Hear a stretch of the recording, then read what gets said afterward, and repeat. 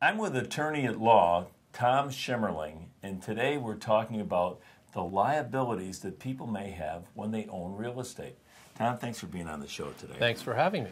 Now, like a lot of people, they buy a house. I mean, and even I'm not very clear on it sometimes. Like if I got like a sidewalk that's got a little bump in it, or if somebody gets hurt, playing on my lawn or something, what is my exposure on that?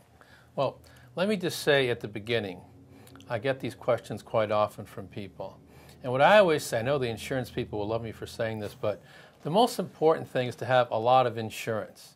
And you can worry less about all these other things. Right, you have a lot of insurance, have an umbrella policy that covers you up to $1 million, $2 million, if you can, But anyhow, just to answer your question, there's so many ways that, someone can be injured on your property, but if, common sense is a big part of it. If you see your sidewalk is, broken up and someone could easily trip, that's something you really ought to be taking care of. And of course, snow and ice and that sort of thing. Right. But what about snow and ice? I mean, can somebody make a case that they slipped on your sidewalk just because they were walking down there at 5 o'clock in the morning and they slipped?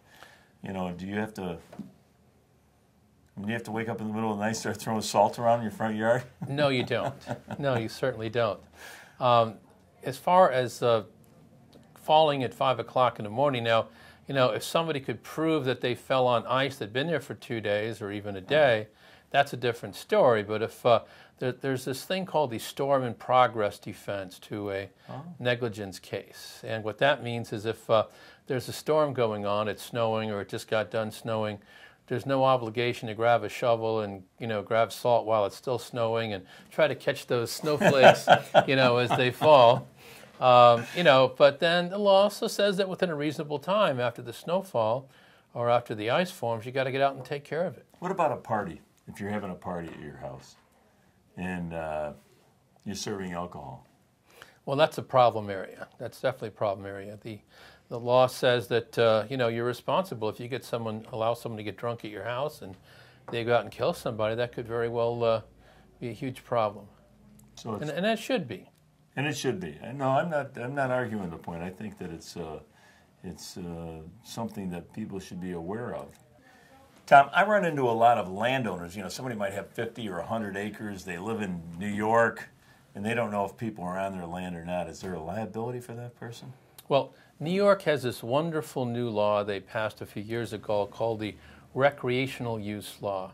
And basically what that says, if you have land, if you have, acres of land, and you let somebody go on your property to hunt or fish or snowmobile, use a four-wheeler, that sort of thing, right. You're immunized from any liability. You are? You are. Completely off the warrant of any dangers. Whatever's there is there. The only thing you can't do is create a danger, like dig a hole and cover it up with leaves so somebody falls into it. But as long as you don't deliberately try to hurt somebody, probably not. As long as you don't deliberately hurt somebody, you're completely at no risk of any liability. So really, the point of it is to encourage landowners to open up their land. Now, does a landowner need to, like if you're a group that wants to go on the land to go swimming or whatever, do I need to have everyone sign a hold harmless agreement or not? Oh, no, completely unnecessary. The one thing I should mention is that's if you're letting someone use your land for free. If you charge someone, that's a whole other thing. You can't. Okay. If you charge someone, it completely invalidates that protection. Okay, what's that law called? The recreational use law. Oh, okay. Now, if somebody has an accident, what should they do? They can call you? Yes, we represent a lot of people who've been injured in accidents, and if you're a landowner, then of course you call your insurance company. Right. Well, Tom, thank you very much. It's been very informative, and I'm going to let some people on our land now.